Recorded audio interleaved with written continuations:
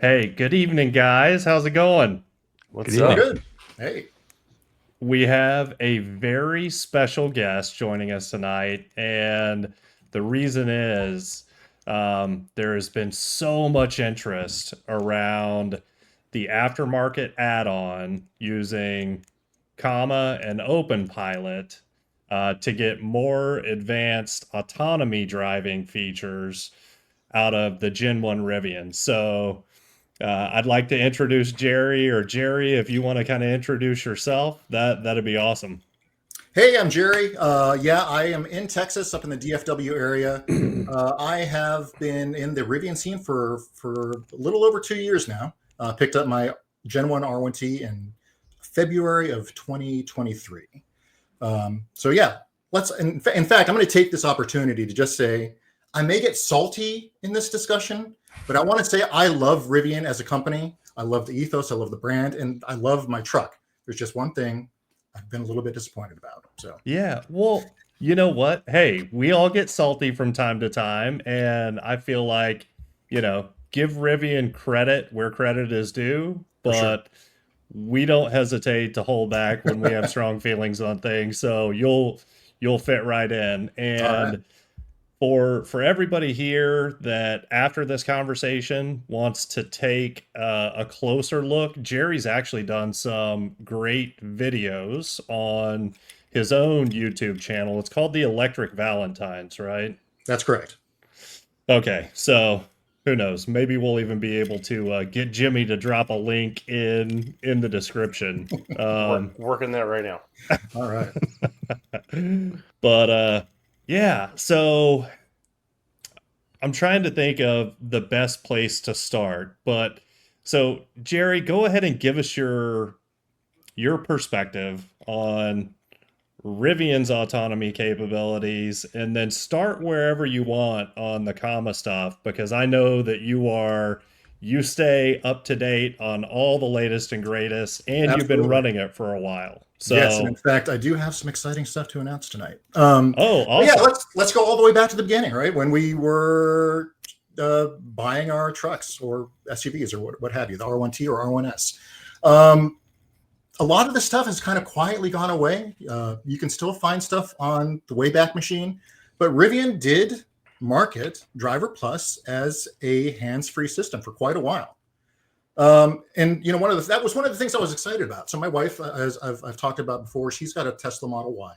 She's got enhanced autopilot, and that's been like one of the major things I've always been jealous about her Tesla. I'm like, yeah, but you know, Rivian said we're going to get something like that. I'm patient. I'll wait for it. But as time just went on, the promises just kind of faded into the ether, and then after a while, it was very obvious we're not really going to get any of that. Uh, so again, yeah, just very disappointing. But I think it was what, 2.5 months ago. I was just kind of browsing YouTube and saw a video of somebody testing their Comma 3X with OpenPilot on their Rivian. I'm like, what is this? Like this is something that looks interesting to me. So I hopped on right there. The gentleman who actually did most of the work in porting OpenPilot to the Rivian, I want to give him a shout out. His name is Lucas Lotkolben. I got in touch with him right away. Donated to his efforts to kind of get the project going, as well as several other people. Got a prototype harness. This is the prototype harness that we had in our Rivians for a while. Just connects to the autonomy experience module. It's called a man in the middle harness. So basically intercepts signals coming to and going from the AXM, and depending on whether or not you're using OpenPilot, it will intercept those signals and send signals from the comma instead. So that's how it controls steering and hopefully eventually controls longitudinal as well.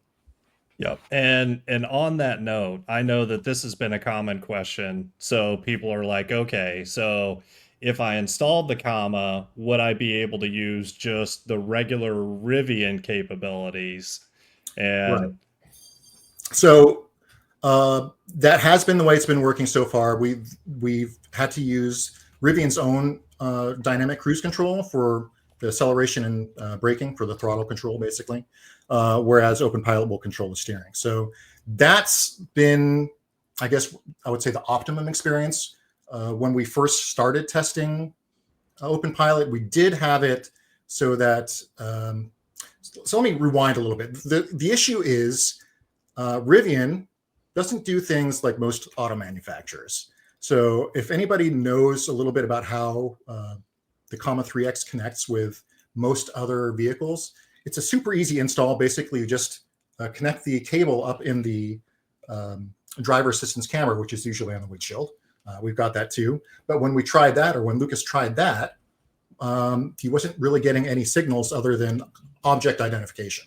There was no control of the car accessible from that point, which is why we now have to connect to the AXM, which is a little bit more of a difficult install. However, we were able to get that longitudinal control working by using the Rivian's speed limit sign detection. So basically, when you activated cruise control, it would just see what the speed limits were wherever you were driving and use that as the set speed. But that's really not optimal. It didn't work very well. So eventually we had to remove that and just use the Rivian's dynamic cruise control. Yep.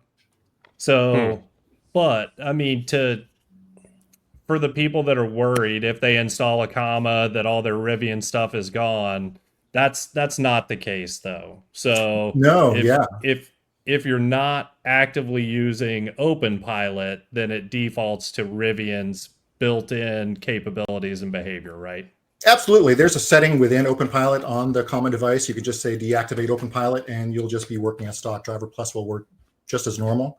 If you remove the device from the windshield, just unplug it, it also just reverts back to Driver Plus. And it's a completely reversible process. If for some reason you wanted to punish yourself like that and go back under there and remove the harness, you could totally do that and it would be like it was never there. So can you describe the install process for me? Like, how complicated is it on a scale from 1 to bringing a camp kitchen to production? How difficult? How difficult is it? This is kind of a multi-part answer because it depends on the year of your Rivian. So I've got a 2022. The install was fairly easy. I was able to do it in about 15 minutes. I then did an install for another one of our members. He's got a 2023. That was a lot more difficult. I guess there were some changes with the wiring harness underneath the passenger footwell. And there was just, in mine, like I could fit my hand right in there. It was very easy to maneuver. But in that one, there was just no space. Like I had to really jam my hand in there. And I'm pretty sure I lost some skin. So it's totally doable. But like I've mentioned before, it's going to take some contortion. It's going to take some, probably some cursing involved. And give yourself at least an hour. Do you have to run a cable then all the way up to the mirror from that location? If you want it to look pretty, yes. You could just have a cable hanging down, going right under the passenger footwell. But in order to make it look the nicest, I would recommend kind of going up into the headliner, and then down the A-pillar, and then down into the footwell. You can make it pretty seamless looking. Cool. I had concerns about potentially breaking any clips or anything like that. Like, Yeah, that's why I say give yourself like an hour, because you don't want to feel rushed. I think that's when you make mistakes. Yeah. And I think an hour, though, is probably a good amount of time. Most people can get it done in an hour. And I would say on scale of difficulty, it's definitely on the higher end, like somewhere between 8 and 10. Oh, really? Yeah. Wow. Okay. Not in terms of like technical difficulty. The difficulty is like literally like getting your hand into the space. It's a tight fit. Yeah. Gotcha. So like physically accessing the areas that you need to access. Okay. Yeah. No, that's fair. That's good to know. Yeah. So we were talking in the green room even before Skylar got on. We've got a 2023 Model Y with FSD. We actually didn't pay for it. We had a previous Model S that had it, that we bought private party. Nice. And when Tesla was running one of their deals in order to get the Q3 or Q4 numbers up, they were offering that FSD transfer. We took advantage of that and got that car. So it saved us at the time. It was like a $15,000 savings because that's how much they were. I think that's how much they were charging for back then. But even back then, it wasn't near as great as it is now. Like now, it's stupid good. Like Yeah. Nikki uses it almost 100%, like hands off, uses it all the time. So obviously that experience isn't the same going from a Tesla with FSD to the Rivian, but kind of explain, if you can, like the differences, like it's Go not ahead. FSD. There was a video that Comma released a couple years ago. It was actually on the last generation of hardware, where they did do a 100% hands-free, no intervention drive from their, I believe it was from their offices to a Taco Bell a couple miles away. So it does have the technical ability to reach close to like FSD levels, but I think they put that on the back burner to kind of focus on the driving models and get that perfected. But I do expect that we'll see that again at some point. I just couldn't tell you when. But I will say one of the nice things about OpenPilot is that it is open source. It's not like a black box like Autopilot or like Autonomy Platform Plus. There's a bunch of dedicated developers. You can track what they're doing. You can get involved yourself if you wanted to, if you had the skills, and contribute to where OpenPilot is heading.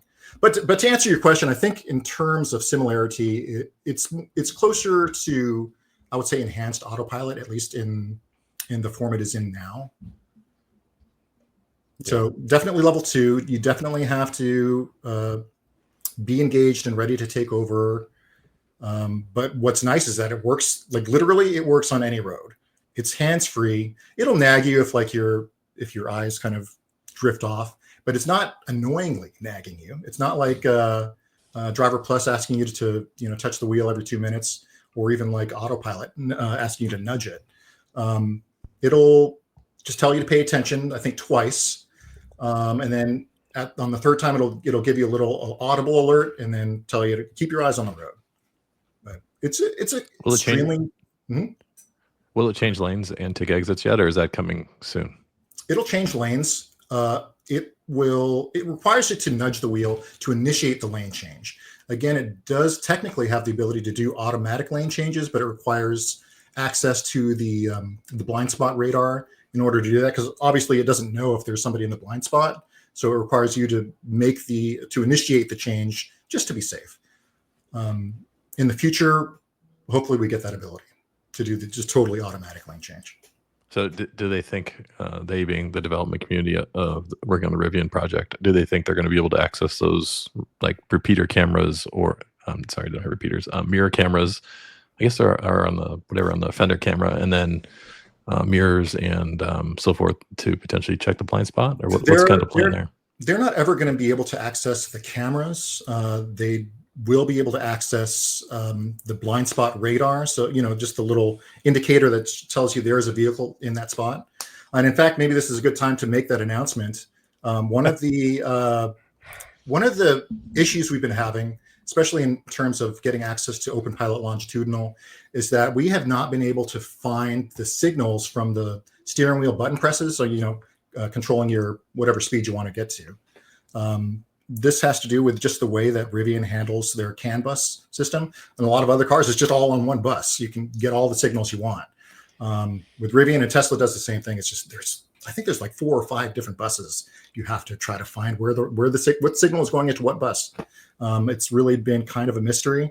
But I'm happy to announce we have found the set speed button press signals, and we have found access to the blind spot monitoring radar. So Lucas, who I mentioned earlier, is sending me out a new harness to test, and I'm hoping that we'll have this available to everybody probably within the next month or two, hopefully by the end of May at the very least. Are you going to tap a different location then too to potentially get into that? Yes. So this is just going to be a modification to the existing harness. So if you're already, got a harness on order, or if you're looking to getting one in the near future, it will be just a simple modification to the harness. When I say simple, you're probably going to have to plug a little wire into that harness. It's not going to be anything super difficult. Essentially pinning. Exactly. Like a Adding pigtail. a pin. Yes, exactly. Pigtail. Yeah. Pigtail. Yeah. Exactly. Yeah. So yeah, we're going to be having access to OpenPilot longitudinal very soon. Very cool. Wow. No, that is awesome. That's exciting. And so Gerry, kind of, yeah, I feel like we've gotten pretty technical already, but give us your impressions, just overall impressions of Comma and OpenPilot, especially in comparison, I mean, to what Rivian has natively, what Gen 1 Rivian has natively, and then, if you want to throw some Tesla similarities in there, that'd be cool too. But yeah, just give Absolutely. people a frame of reference, if that makes sense. Yeah. So as I mentioned, OpenPilot will work on any road. I think people's experience with Driver Plus really varies. A, depending on where you live, and B, depending on the quality of the freeways that are around you. So I'll give you an example here in Dallas. There's just a ton of construction everywhere, and it seems like it's all the time. So even if you're on a pre-mapped highway, it won't necessarily stay active throughout the whole drive. You could be driving on a 5-mile patch of highway that's supposedly pre-mapped, and then you'll go on the next 5 miles, and then it'll just disengage for whatever reason. I don't even know. Like it's just one of the things where it's like, I would at least like to know why you're disengaging. Sometimes it'll tell you like it can't see the lane lines, but other times it's just like, well, I'm not working anymore. I'm not doing it. I'm not going to tell you why. It can be frustrating. And then I've talked to other people who are just live nowhere near any pre-mapped highways. They can't even use Driver Plus. So yeah, that's it's frustrating. That's really the only way I can describe it. OpenPilot, like I said, you guys mentioned, I think on the last show, I showed this video where it's out on a dirt road out in the forest. I wouldn't even call it a road. It's tracks in the grass, and it follows it just fine. It's got a really awesome pathing ability to just keep you on any road anywhere. So I guess in that way, it's very similar to autopilot, but it's missing some of the other kind of bells and whistles. If that makes sense. I'd love to see it go through the Pennsylvania Turnpike. I like to see it go through a tunnel and see what it does, because Driver Plus just freaks out. It's like take over immediately. Yeah, and the tunnel's lit. Like it actually is brighter in the tunnel than it is outside. It's like I would love to see OpenPilot go through that tunnel. Maybe I should look at YouTube for that, see if they have an example. Yeah. So this might be a good time to go into some of the history of like how Rivian launched the R1s. I think if we all think back to when the launch happened, the global environment at the time, obviously we're in the middle of a pandemic. I don't know this for sure, but I am pretty certain that Rivian was just doing whatever they could to scrounge and get whatever parts they could. And the Mobileye system that they eventually went with has just got really severe limitations. One of the limitations is the quality of the camera. So I think that is one of the issues. For example, when you're going through a tunnel, it's the dynamic range on it just isn't up to par to handle that kind of situation. Yeah, that and the mapping's a big Mapping too. deal. Yeah, And for sure. you know what? I rarely use Driver Plus, but I happened to be using it the other day, and it's somewhere that I've used it before, but there was some construction and a difference in the road. And although the lane that I was in was clear, the Rivian thought that I should be in the other lane. Mhm. And it's the first time that it's ever done that to me. And luckily, there was nobody beside me in that other lane. But I guess it probably, I don't know what it would have done, because I haven't been in any close calls with autonomy involved. But yeah, the Rivian just moved over to the other lane that was beside me, one lane to my right. And I was like, oh my goodness. Yeah. I mean, even using autopilot, or not, sorry, no, I get that confused a lot. Even using OpenPilot, the rare situations where I do experience a hiccup, it's usually involving the Rivian's dynamic cruise control, not OpenPilot. So you still experience the phantom braking, for example, every once in a while. Yeah, and actually a little bit of history on OpenPilot. So I know it's been around for a long time, Yeah. and there's it's used in a number of different vehicles. Like they have so many integrations. It's actually pretty impressive. So I mean, Gerry, do you know the details? I don't know how long it's been around, and They've been around since 2015, I believe, is when George Hotz founded it. And if anybody's familiar with George Hotz, I think his claim to fame was back in the day, he hacked the original iPhone and the PlayStation 3, and there was some dramas about that. And then, in 2015, he founded the company with the intent to solve self-driving through software. And they've gone through several iterations of the hardware. But yeah, they've been one of the few companies that's been in the self-driving space for the longest. I think the only other ones that have been doing it longer is Tesla, Waymo, I think. Yeah, just a few others. So it's, they're not like a fly-by-night company that just popped up out of nowhere. They've been around. It's accessible on over 300 cars at this point, and more growing every day. And there you go. Said, yeah. The fact That's that exciting. they're fully transparent, it's open source. You can get involved if you want to. In fact, there are a lot of videos out there that will show you if you want to try to port your car, you can do that. It's totally open. No, and that is cool, and that's one of the major takeaways that I wanted people to come away with this is that the self-driving code base, if you will, all of those models have been there for a good while, and those are fairly mature. But the Rivian integration is still new, Yeah, but rapidly improving. I that is mean, one of the cool things that I've seen throughout this process as I've gotten involved is like how quickly this has all moved. And I think Kama will even tell you that the Rivian progress has probably been faster than most other vehicles. I don't know if that's because it's maybe a little bit easier to work with, maybe not. I don't know, but it's progressed faster than a lot of other ones. I got involved in early to mid February, and I think that wasn't much later than when Lucas had first started the project. I think back in January. I could be wrong about that, but it wasn't long before they got the car online, they started tweaking, and then you guys saw, I think, or you talked about the Comma hack event that they did, where they got a lot of the tuning done just like in one day. It's pretty amazing. Yeah, I think the demand is there. I mean, you also Oh, yeah. got to look at the comma is $1,000, right? Plus $100 for the harness. So there's a lot of people that can't afford that, and people buying $100,000 trucks potentially are able to buy that particular add-on. So I'd say the demand is there. I mean, Driver Plus is okay, and comma is way better than okay. And so people with that kind of disposable income are ready to buy this product. And so I can see why they targeted that as a overnight development effort to your point, bring it up. In fact, I can tell you that the Rivian harness is their second best selling harness behind Toyota. And Toyota is just, a bunch of models. We just got the two. So, and Lexus, yeah. yeah. Exactly. Wow. Yep.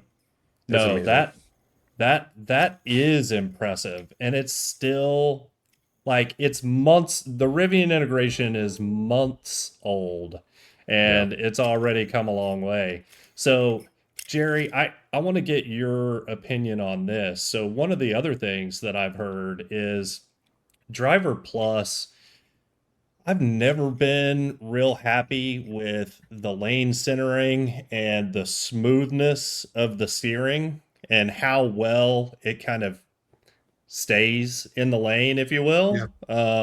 Ping ponging, you What, mean, or well, ping ponging a little bit or drifting to one side and then drifting to the other side. I mean, yeah. I mean, it's not just like ping ponging back and forth, but I mean, what is your experience just with regards to how it self drives? it's been really nice. It's super smooth. One of the some of the feedback, I guess we should say, that people have been seeing is that it sometimes hugs either the left or the right side. It doesn't ping pong back and forth, but it can just kind of hug close to the right side. This is a driving model issue, I think, and they release new models every 2 or 3 months as they develop especially their ML sim, their machine learning simulation. So again, this is something that it's not a black box. You can see where they're progressing. You can talk to the people who are developing it and give your feedback as well. So this is something that I also wanted to talk about. When you are using the Comma 3X device, it's recording logs, it's recording all the data. You can upload that. There's a website called connect.comma.ai. You can log in there. You can see all your drives, all the videos are there. But what you can also do is upload all the data from your drive and then share that out to the developers, out to basically whoever you want to. They can look, if you're having some issues, you can troubleshoot that with the developers in real time, look at the logs, and potentially get that fixed. And we've done that a lot over the past couple months, where people are, come up with an issue and put it on Discord and say, look, here's my drive, here's the link. This is what I experienced. Can you let me know what's happening? And within an hour, you'll have a developer on there taking a look and say, yeah, I can totally see what you're saying. We're going to get this fixed. And they release a patch and we're good to go. And didn't Comma recently release a feature called Fire Hose mode? Yeah, absolutely. Yeah, this is something that helps them develop their MLSIM models. Firehose basically takes everybody's data. If you opt into Firehose, whenever you're connected to a Wi-Fi network, it'll just dump all your data through the Firehose basically to their servers so that they can use it to train their models. I think that'd be great for a Rivian product if we could just Firehose every owner. That'd be amazing. Maximum training effort. Yeah. No, and gosh, I mean, I have always been a big proponent of open source. And I mean, seeing how quickly things have moved with this is refreshing. Direct access to submit feedback and potentially even talk to developers. That is huge. That is very cool. And I don't know. I mean, it seems like what we've been getting, what we've received, and what we get incrementally from Rivian just with the native software has been glacially slow. And I think we've hit an evolutionary dead end with Driver Plus. I don't think we're going to see many more meaningful features within the actual Driver Plus set. I mean, we'll get stuff like Go Chime, or potentially maybe more pre-mapped highways, but I think that's going to be it. Yeah, and I can't believe, well, I guess maybe I can, especially after my experience the other day, that they haven't taken the handcuffs off the pre-mapped highways. But I know, especially being a large automaker, they're probably erring on the side of caution. Yeah, and just taking a more conservative approach, which I understand in some ways, but I don't know. I really think it has a large part to do with the quality of the Mobileye camera that they're using. That is the only. This is a misconception that a lot of people had that I've seen as I've talked to people about Comma. The Gen 1 Rivians, the Driver Plus system does not have access to the full suite of cameras around the car. It uses the single Mobileye camera in the windshield. That's it. That's why it doesn't render anything around you when you're driving. Exactly. Like versus Gen 2 will render everything in 360. Yep. And that's actually a segue to a question I was going to ask. Have you heard anything about Gen 2 support for OpenPilot? I know that we have somebody on the Discord that's got a Gen 2. I think they're in the process of testing it, but I have not heard any of their progress yet. So as soon as I hear anything, I will let everybody know. I'll post a video on my channel. But as of now, there is no confirmed Gen 2 compatibility. So the reason I'm getting into that topic is because right now Rivian Autonomy Platform Plus, RAP Plus, is a free trial, right? With no set end date yet, but it should be this year sometime they're going to say, hey, you know what? Pay us for this feature set. Yeah. And it could be very similar to a Tesla model where you have a monthly subscription fee and you have a fixed permanent lifetime, whatever you want to call it, subscription fee or one time buy per price, right? And so there's a chance that I don't think we discussed this yet, but OpenPilot is a one-time fee. You buy the hardware, which comes with the OpenPilot software, you load on it, and that is it. There's other few optional things I believe you can subscribe to, but are not required for the software to work to its full capability. And when RAP Plus goes to subscription, there may be a time where you're like, you can do the math and say, okay, over 12 months, I'm going to spend, I don't know, $600 for Wrap Plus. So in 2 years, you could effectively break even or do better buying a comma and using that instead. And I don't know, there's probably going to be some trade-offs and some comparisons made at that point where you can say, okay, Wrap Plus does X, Y, and Z features, but comma is free once I buy it. Yeah. But there are probably going to be features in Wrap Plus that may never make it to comma, like I mentioned earlier, the blind spot cameras and stuff, and auto changing lanes and stuff like that.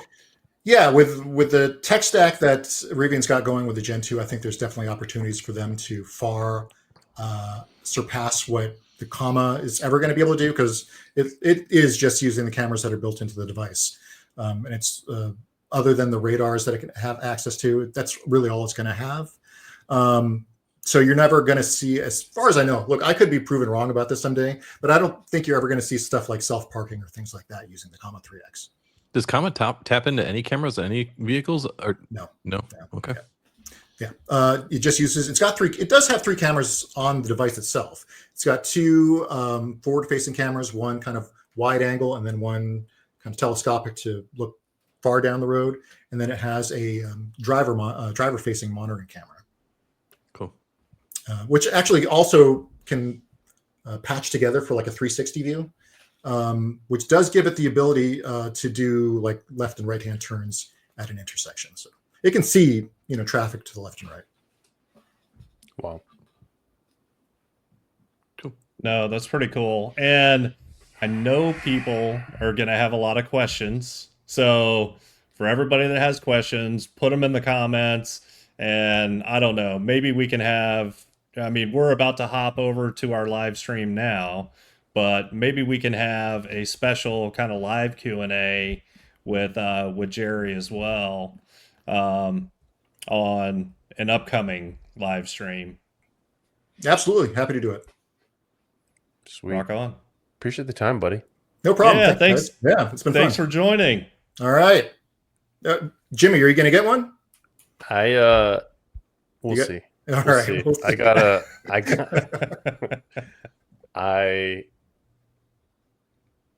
I'm interested. Yeah, for sure. But as I told you earlier, the tax man got me this year. Absolutely. Yeah. So I know I think I'll buy one once we go on a road trip. Like right now, if I installed it, it would just sit there, right? And so, or I'd pull it off and just leave the little tab up there. We're gonna call it the mounting point. But right. until I have a road trip, I don't have a need for one. And I would love to get the features you're talking about, longitudinal support, before I actually buy it too. Yeah, I will be posting updates on that in the very near future. Cool. Sweet. Awesome. All right. Thanks, guys. Well, Appreciate thanks it. again. No Thanks, problem. buddy. To the live stream. Yeah. Have a good night.